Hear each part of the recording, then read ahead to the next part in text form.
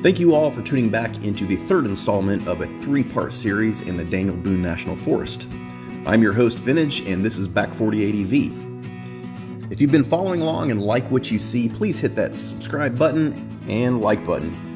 During the last two episodes, we took a time machine into the old country, gave our bikes the proper baptism through some amazing backcountry. We stood where eagles fly at what is known as a dangerous place, found the perfect beachfront property, found one of the most unique arches in all of the land, and with all that, we had time to get one last wrap in. Today's goal was to find the famous Nada Tunnel and take some really cool photos. The Nada Tunnel is a historic 900-foot long tunnel in Kentucky Route 77. This tunnel is located in Powell County, Kentucky. Formerly a railroad tunnel, the presently paved tunnel has often been described as a gateway to Red River Gorge. For the shortcut, it provides motorists to the Red River Gorge canyons of the Daniel Boone National Forest. Most locals who utilize this tunnel beep their horn while traversing through the one-way tunnel to alert other motorists that a vehicle is traveling through.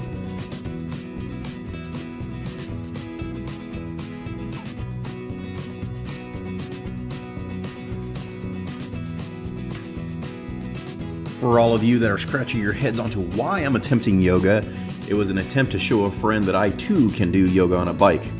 A sad attempt at that. After a long and scenic pavement ride and a trip through Fitchburg, Kentucky, we wanted to hit the advanced sections of the Red River Scramble. My first impression starting off in this section was it was a cakewalk. I was pretty close to my assumption because the Jeepers and four-wheel drive vehicles turned this area into cake batter. Many sections were rutted and paddling with your feet was the only option. The rutted out sections made it pretty difficult to traverse through the trails, which my buddy had a hard time staying with the rubber side down. After burning much energy, it was time to consume the energy back to burn it back off once again. A poor choice for a snack, but it was delicious nonetheless. My buddy learned a valuable lesson about weight and where to place that on the bike. His center of gravity was really high on the bike, which made for a very hard time traversing through some of these sections.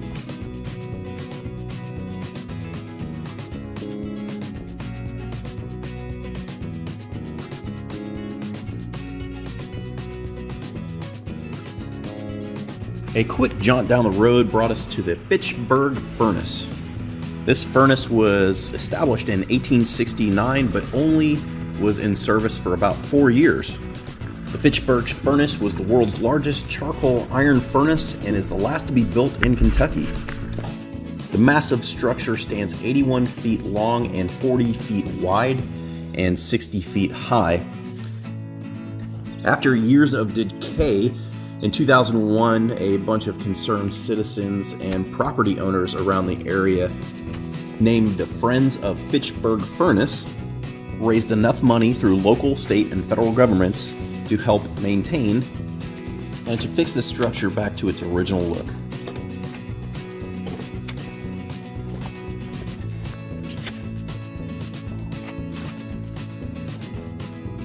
As stated before, the furnace is the largest charcoal iron smelting furnace built in the U.S. The furnace and the town were named for the furnace's designer, Fred Finch. The furnace closed in the panic of 1873 when the speculation bubble broke, causing a short recession. I do appreciate everybody joining me on this three-part series of the Daniel Boone National Forest. If you do like what you see, please hit that subscribe button, comment, and like. You can also check me out on Instagram. I hope to see each and every one of you on the next trail. Vintage out.